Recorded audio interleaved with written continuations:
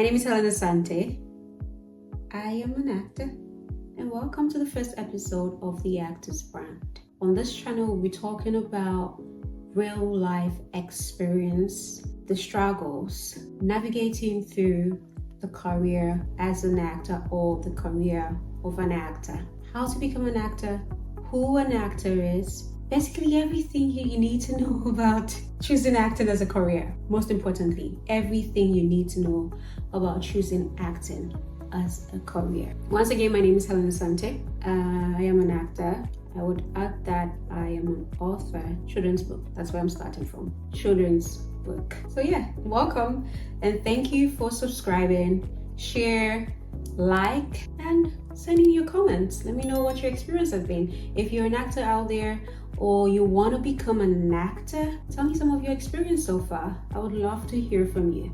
So moving on, I have put down some notes where we'll be talking about how I became an actor, who an actor is, how hard it's been starting as an actor, how I handled rejections and criticism. Sorry, I have to take my time on that one because it always gets me in trouble. Criticism.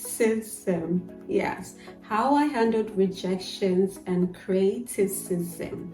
Pronunciations, yeah. As an actor, you need to know pronunciations. You need to articulate. Very important. And at what point did I know that this career is for me? Or let me rephrase. At what point did I know that this career is for me? So these are some of the questions or topics that we will be discussing on this episode. So stay tuned. I hope you enjoy. All right, so we're gonna go straight into it and talk about who an actor is. Let's define who an actor is. Some people would say actor. You're out there, you're thinking, okay, is an actor different from an actress? No. An actor describes a male performer and an actress describes a female performer. But you can actually use actor for both gender, female, male, and actor. So I can say, I would say I'm an actor, irrespective of being a female or a male. So it's the same thing right now. But some people prefer to say actress, others prefer to say actor. And that's basically the major difference. But an actor, an actress, the gender difference right now. So if you're out there, you're thinking, oh, okay, I want to be an actor or I'm an actress, and you get confused when people refer to you as an actor, don't get worried. It's the same thing. Now, let's define who an actor is. In simple form, an actor is someone who portrays a character, or an actor is a performer who portrays a character. That's how I define who an actor is. A character or someone who portrays a character. Now, do you see yourself as an actor? Is this something you want to choose for a career? And you're asking yourself, okay, how do I start? Where do I begin from? I hear a whole lot of,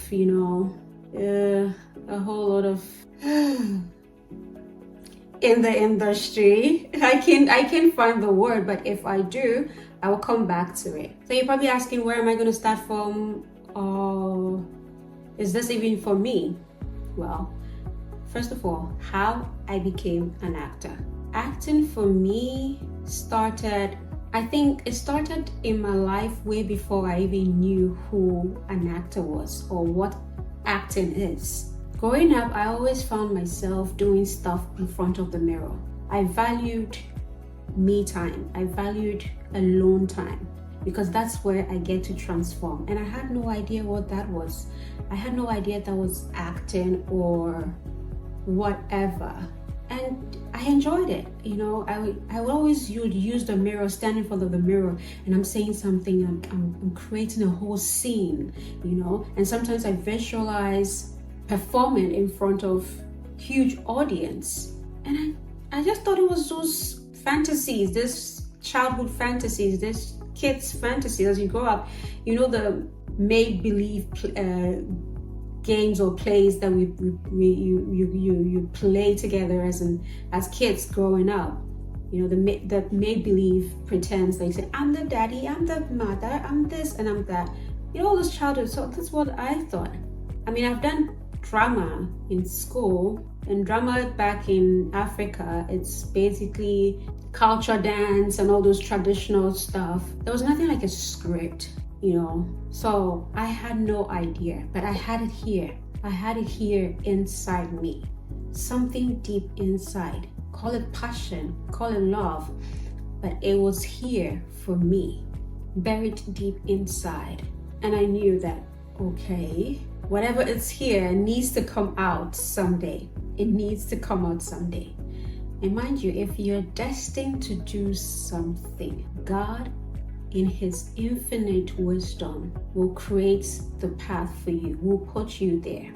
So how I became an actor, or how this acting thing started for me, after senior high school, I was walking down the neighborhood with a friend of mine, and there were these librarians who were doing some production. They approached us and told us to come try out some roles. I had no idea what that was. I have watched movies like on VHS, way back VHS. I don't know, some of you don't know what VHS are. Or what a VHS is. It's a DVD, how do I even describe it? CD player? No. Ugh. It's a huge size, it's a square size of a CD player, the bigger one of a CD player. Sorry, I can't define what a VHS is. Google it. My era was VHS, so I remember my dad had records and had VHS, and we moved to CDs, and then it became DVDs, and now we're like online streamings and stuff like that. So, and pen drives, no, drives. It came, from DVDs we went on to drives. I know my history. So they approached us and said, hey, would you like to try out some roles? I was like, okay. My friend and I, we just went over and I got the script. I had no idea what the script was, but immediately I started reading. It took my mind back to what I have been doing in front of the mirror. Mind back to what I have been doing in front of the mirror. And I went, oh my God, this is it. You know, and the director was so impressed. He was like, that was good. We are going to give you the lead character. That's how it started. That was my first script. And from then on, I had friends who would call me and say, hey Helen, there's an audition here, you need to come and audition. And from one audition to the other, one audition to the other. And now when you're starting up as an actor, most of the time when you do not have any experience, you need to build your portfolio, you need to build your profile. You would learn a lot of background roles. Background roles, it's a non-speaking role, or you call it an extra. So I went for, even though I had lead role starting up, well, the series never came out. It never got produced. Yeah, it sometimes happens. Another topic we'll discuss in another episode in depth. So yeah, and then my first audition, I landed a background role, but it's supposed to be a background role, a role with no lines, non-speaking role. But on set, I ended up with 2 lines. Yeah, I ended up with 2 lines. And then my next audition, I landed another background roles and I had lines. So in this era, we would say it's not a background because you have speaking role. But it wasn't major, it wasn't anything big. So I would still say it's a background role. But it was an experience. It was an experience to know how the entire production is done, where camera is placed, who plays what the cameraman's work is, what the DOP is doing, continuity, who's the costumier, who's the makeup artist, what kind of makeup they do for TV, all of those. So as you're starting up out there, if you're someone who's starting up out there, if you get an opportunity to take on a background role, please do not, excuse my language, do not bullshit it. Just take it.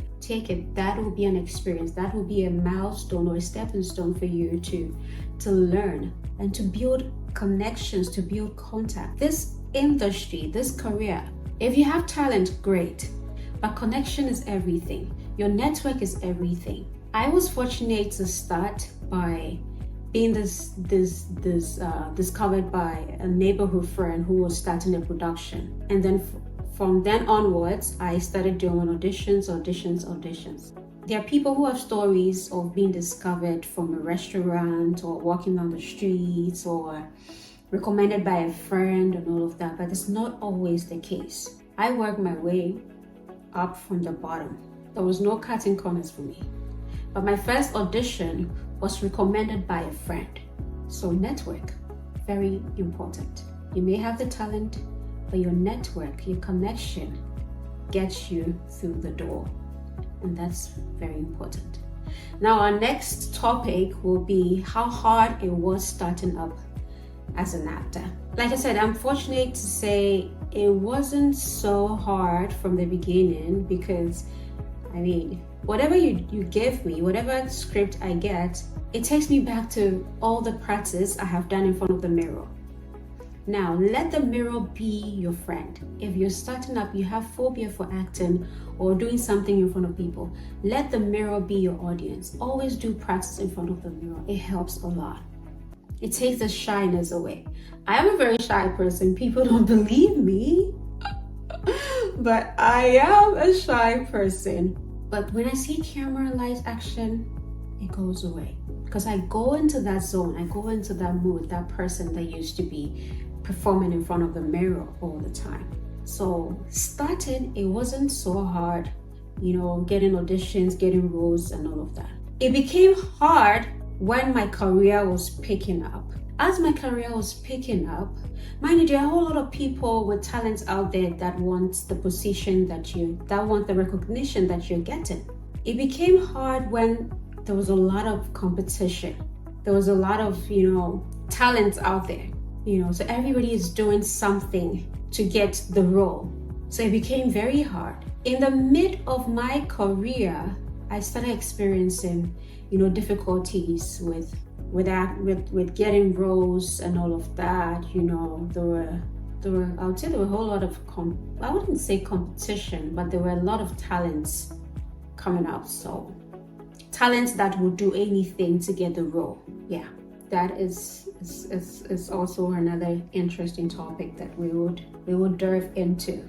They'll do anything to get the role. Yeah.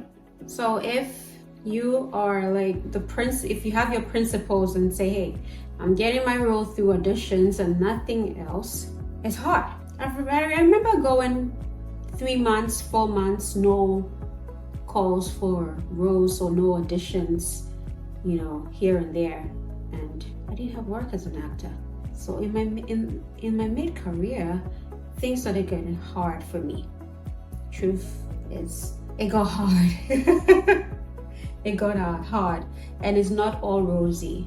Don't come into this industry don't go into this career thinking it's all rosy. It's not. Be prepared. Now, let's go on to the word that gets me in trouble all the time. How I handle rejections and criticism. You're going to face a lot of rejections. You need to grow a tough skin for this career. Rejections, a lot of critics out there, criticisms you will get. I have to take my time on this one, please. You will get them. A lot of rejections, be ready for that. But grow that tough skin. If you're criticized, take it. Say thank you. Go on and be better. Become better than what they said against you or whatever was used to describe you. I have been criticized a lot by the way I speak, by my size. Oh, she's too tiny. She doesn't have a pretty... Okay. Nobody even said I don't have a pretty smile because I have a pretty smile. Huh? But yes, if you're coming into this career as an actor or choosing this as an actor and you have low self-esteem, you will not survive. If you have a low self-esteem, you will not survive in this industry. You will not survive with this career. You have to grow some tough skin, because you face a lot of rejection. You go for auditions and they'll tell you that, oh, you're too short or you're too tall. Flimsy excuses like that. Excuses that makes no sense to you. Just so not just so you don't get the role, but just to say, hey, I'm sorry, I cannot give you this role. No, they're not going to say that. Oh, you're too tall for this role. You're too small for this role. Your skin is too dark. Or your skin is too light for this role. Or you're too white for this role. Or you're too black for this role. Rejections like that in auditions you would receive. So you need to be ready. To be honest, you need to be ready. How I handled rejections and criticism.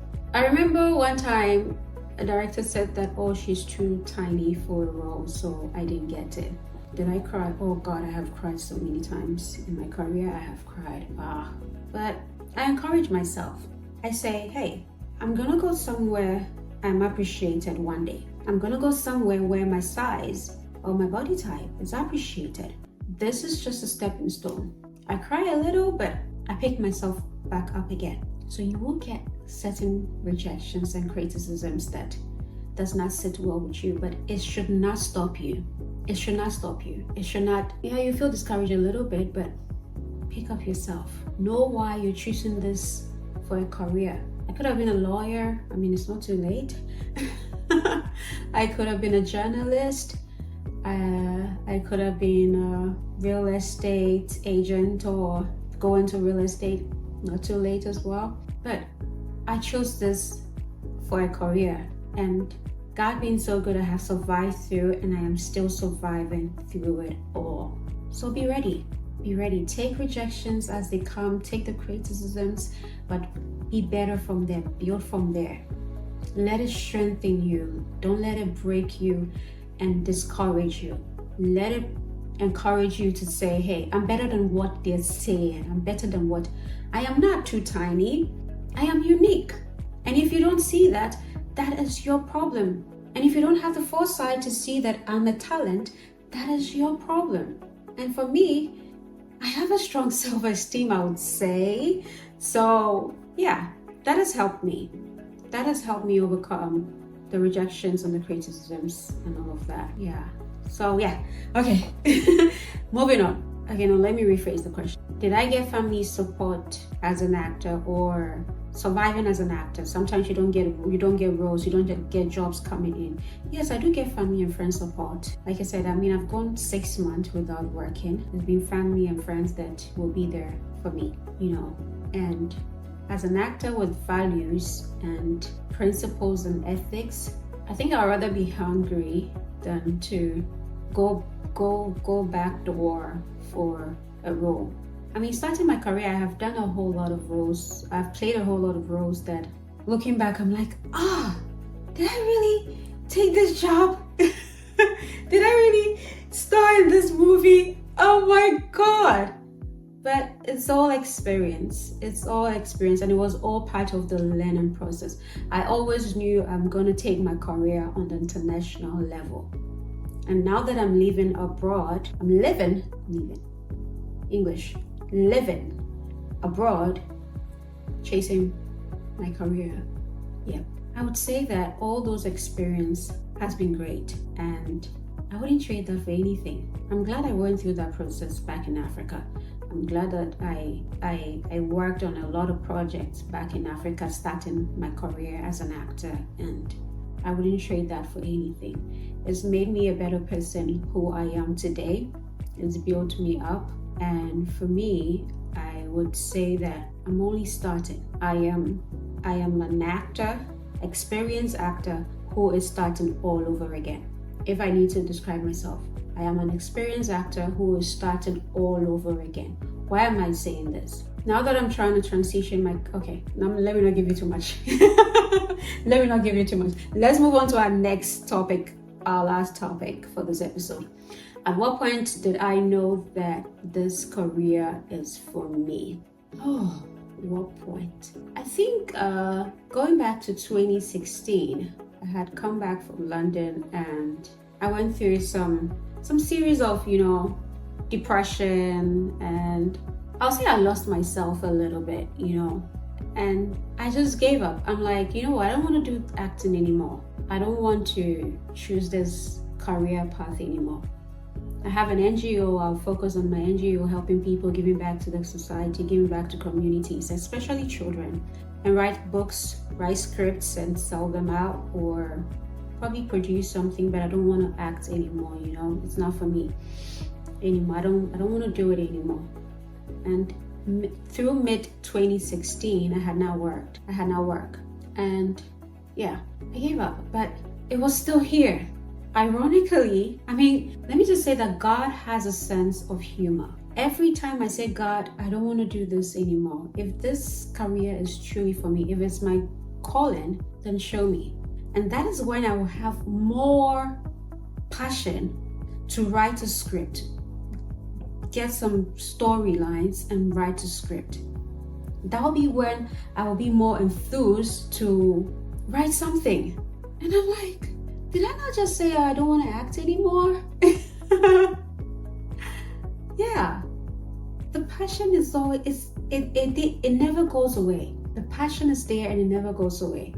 And I'm thinking, how do I even kill it? You know? And it's just built inside me and I can't get rid of it. So every time I give up, something happens and I come back again. It's human nature, right? You fall, you rise, you fall, you rise, you fall, you rise. A few times I said, okay, I don't want to do this acting anymore.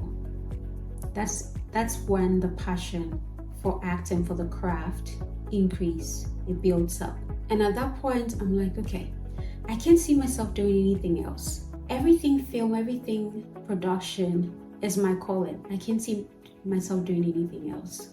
Yes, I was study to become a lawyer. I can do that, go into real estate, but I can't see myself doing anything else. Acting, producing, writing, and all of that. And at this point, I should be confident to say that I am a professional actor. Yes. Oh, thank God. That just sounded so good to say, hi, my name is Helen Asante. I'm a professional actor. Yay. I thank God. And I'm proud to say now that I am a professional actor because I upgraded myself through school. I went to film school. I graduated this year and I bagged an associate degree in acting for film and television. So I can confidently say I'm a professional, experienced actor, actress, whichever one you want. Or whichever one that sits well with you. Yeah. And I have come a long way, but this is just the beginning for me. I'm starting all over again, like I said. It's a starting point for me. I'm getting my career on the international level, and I'm going to be sharing all of that with you, all the experience, the struggles, transition from an African actor to becoming an international or global actress, the struggles, the lifestyles, pretty much the struggle, because it's not easy. Do you know how many people in Hollywood how many talents are in Hollywood? And it doesn't mean that going to film school puts you straight into Hollywood or onto the market. Now you have to work to get an agent, someone to represent you, someone who books all the auditions for you to go to.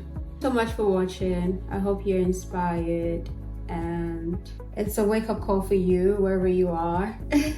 So feel free to subscribe, would appreciate it, share, send in your comments, let me know what your experience has been like. We'll be happy to hear from you. And like and share and subscribe. Thank you so much, and watch out for my next episode where we talk about dealing with insecurities as an actor. Do actors have insecurities? Yes, a lot. I have braces. We're going to be talking about that as an insecurity on the other episode, my next episode, dealing with insecurities as an actor. So please subscribe so you get the buzzer when it's up. I'm gonna leave you with this quote from the scriptures. 2 Peter chapter 1 verse 5 to 7. 2 Peter chapter 1 verse 5 to 7. Let me just read a little bit from the Good News Bible. 2 Peter chapter 1 verse 5 to 7. It says, "For this very reason, do your best to add goodness to your faith. To your goodness, add knowledge. To your knowledge, add self-control. To your self-control, add endurance. To your endurance, add godliness. And to your godliness, add Christian affection. And to your Christian affection, add love." I love the part where it says endurance and self-control. These two things are very important. You have to endure all the late night or the extra hours of having to be on set. You have to endure, because when you're on set, anything can happen. Lights can go off, battery falls off, camera falls down, and you have to wait and wait and wait. Endurance, self-control, very important skill you should have as an actor, or quality you should have as an actor. Self-control.